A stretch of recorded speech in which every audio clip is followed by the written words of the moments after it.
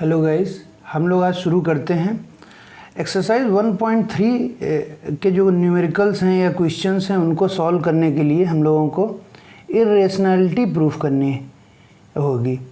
तो एक थ्योरम है 1.4 जिसमें कहा गया है प्रूव दैट √2 इज़ इर्रेशनल। तो इसको प्रूफ करने के लिए हम लोग पहले तो ये समझते हैं कि इर्रेशनैलिटी को हम लोग कैसे प्रूफ करेंगे।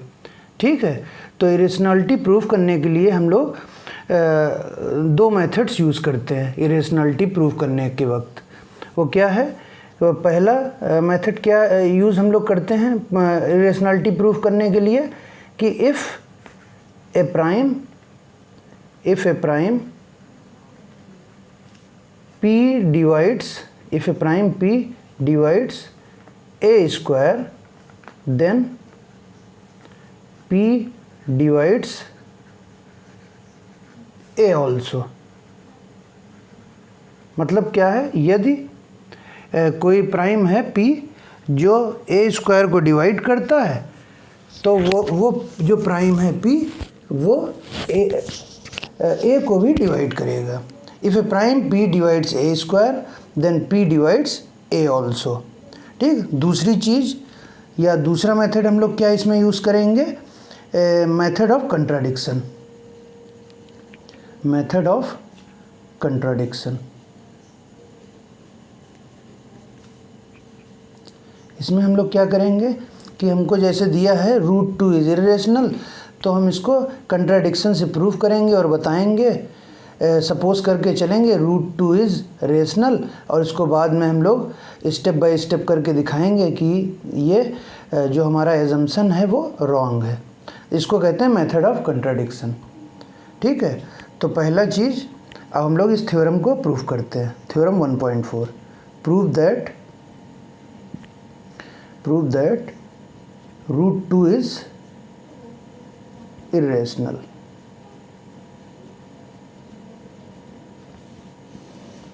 ठीक, तो हम लोग इसको पहले क्या कहते हैं?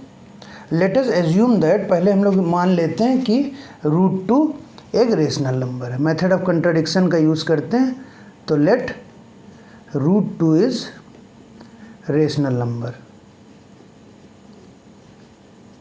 ठीक, अगर √2 रेशनल नंबर है तो क्या होगा? ये हम लोग कैसे कर रहे हैं? By method of contradiction. ठीक, इफ़ √2 इज़ रेशनल तो क्या होगा? √2 बराबर a/b। लेट √2 बराबर a/b, where a and b are coprime. तो हमने मान लिया √2 जो है एक रेशनल नंबर है। रेशनल का मतलब क्या है? √2 a/b के फॉर्म में लिखी है, और a और b जहाँ पे कोप्राइम है। कोप्राइम का मतलब क्या होता है? कोप्राइम उनको कहा जाता है जिनका SCF 1 हो, हुज SCF इज़ 1, उनको कोप्राइम कहा जाता है जिनका SCF 1 होता है। ठीक, तो अब हम लोग क्या करते हैं? जो हमारे पास √2 इक्वल टू AB है, इसके दोनों तरफ स्क्वायर कर लेते हैं। तो स्क्वायरिंग बोथ साइड्स, तो स्क्वायर कर लेते हैं दोनों तरफ। तो क्या हो गया? √2 का होल स्क्वायर बराबर a/b का whole square. That is 2 equal to a square upon b square. ठीक, तो इसको ऐसे भी लिख सकते हैं, दैट इज़ 2b स्क्वायर बराबर a square, which means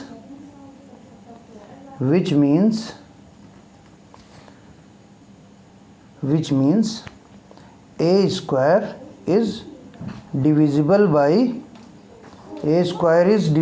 by हाँ, तो 2b स्क्वायर बराबर a square, which means a square is divisible by 2, and also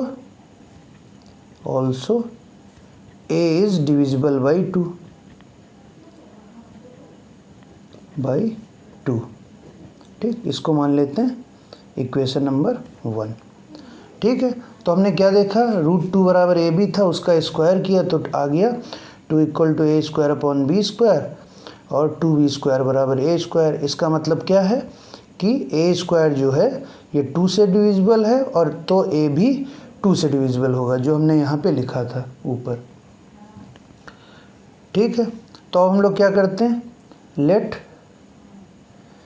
a equal to 2c, मान लेते हैं ए इक्वल टू 2c के बराबर है for some integer c, for some integer c। ठीक है, फिर अगेन इसका भी स्क्वायर कर लेते हैं।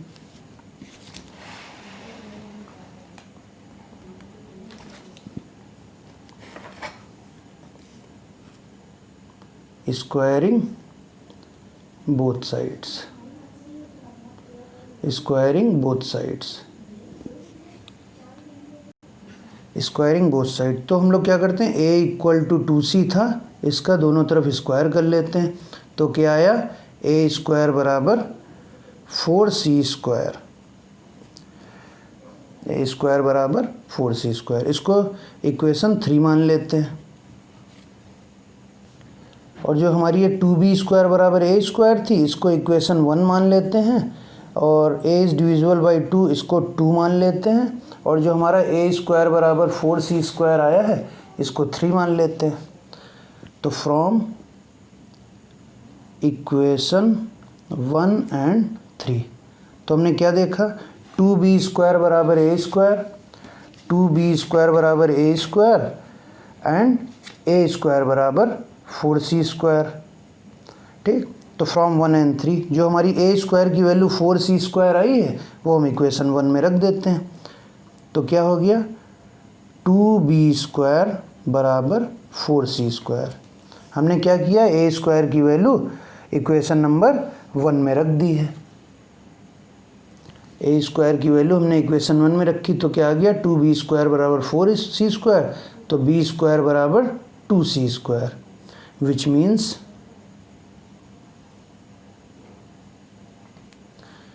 b square is divisible by 2, b square is divisible by 2 and also b is divisible by 2,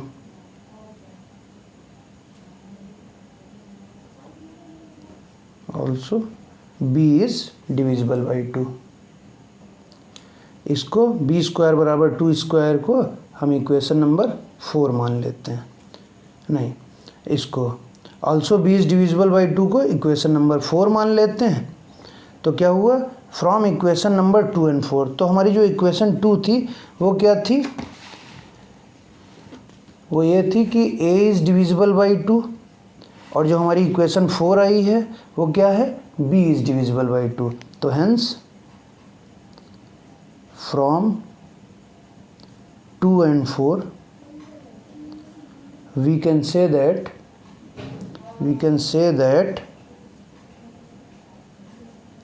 2 is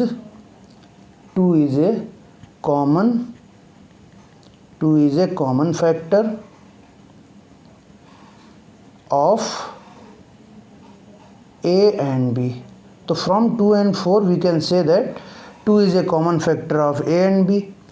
लेकिन होना क्या चाहिए, हमारा कॉमन फैक्टर केवल 1 होना चाहिए, क्योंकि को प्राइम के लिए कंडीशन क्या होती है, HCF 1 होना चाहिए। लेकिन यहाँ पे हमको HCF 2 भी मिल रहा है, क्योंकि कॉमन फैक्टर है। कॉमन फैक्टर का मतलब HCF, तो HCF यहाँ पे हमको 2 भी मिल रहा है। तो दैट मीन्स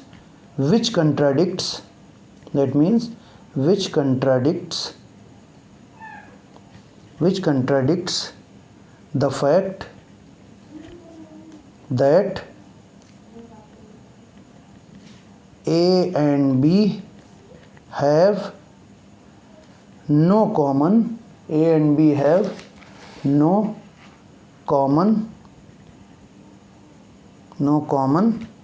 factor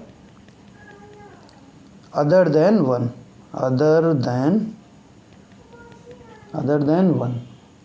ठीक, which means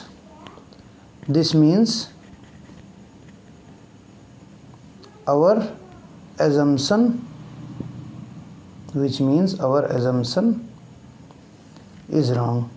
तो इसका क्या मतलब हुआ, हमको HCF 1 चाहिए था, मतलब कॉमन फैक्टर 1 चाहिए था, लेकिन हमको यहाँ 2 भी कॉमन फैक्टर मिल रहा है बाई सीइंग इक्वेशन 2 and 4. तो इससे क्या हुआ कि जो हमने एज्यूम किया था कि HCF 1 होना चाहिए वो गलत हो गया, हमारा एजम्पशन गलत हो गया. That's why we can write which contradicts the fact that A and B have no common factor other than 1. ये हमारा एजम्पशन था. This means our assumption is wrong. Hence we can say hence we can prove root 2 is irrational.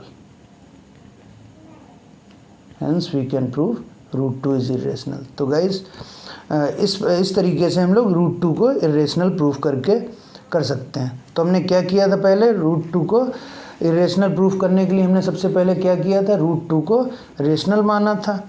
और rational के लिए क्या condition होती, root 2 A/B के form में होना चाहिए और A और B को प्राइम होना चाहिए. को प्राइम के लिए क्या कंडीशन है कि इनका HCF हमेशा 1 होना चाहिए.